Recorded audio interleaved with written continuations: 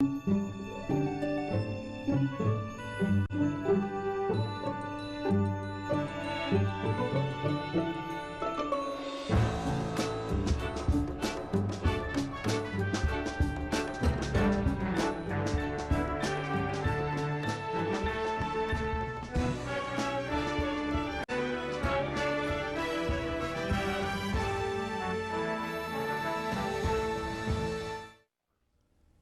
I'm Robert Osborne, back with part two of our double feature tonight of two popular movie heroes taking a brief walk on the wild side, gat in hand, playing a gangster named Johnny.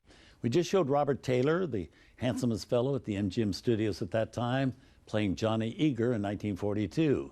We now bring you a film made 2 years earlier about a gangster named Johnny Apollo, played by the handsomest hombre at the 20th Century Fox studios, Tyrone Power.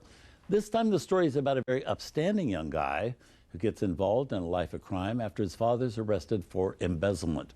Not only was it Tyrone Power's first and last turn as a gangster on film, it was also his first pairing with director Henry Hathaway, who just made the switch from being a top director at the Paramount Studios to going to work at 20th Century Fox. The Hathaway-Power partnership led to them eventually doing a total of 5 films together.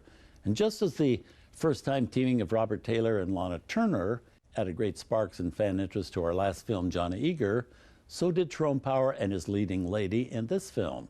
Dorothy Lamour, the #1 sex symbol at that time at the Paramount Studios, was borrowed by Fox to come and co-star in this crime story with Ty Power. It's one of the rare times Paramount ever loaned out Dorothy Lamour.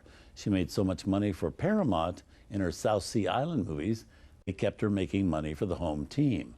But part of the deal to go to Fox was to do 2 pictures there. And later that same year of 1940, she co-starred at Fox with Henry Fonda in a Technicolored story called Chad Hanna. But the fresh teaming of Power and Lamour in our film certainly added to the movie's appeal. Dorothy, in this case, also doing something she was famous for doing in movies, and that's singing a couple of songs. Rounding out the cast of our movie, Edward Arnold in the role of Johnny Apollo's father, Charlie Grapen as his alcoholic lawyer, this 1 year after Charlie Grapen played Judy Garland's Uncle Henry in The Wizard of Oz. There's also Lloyd Nolan as another mobster. So from 1940, a TCM premiere, here's Johnny Apollo.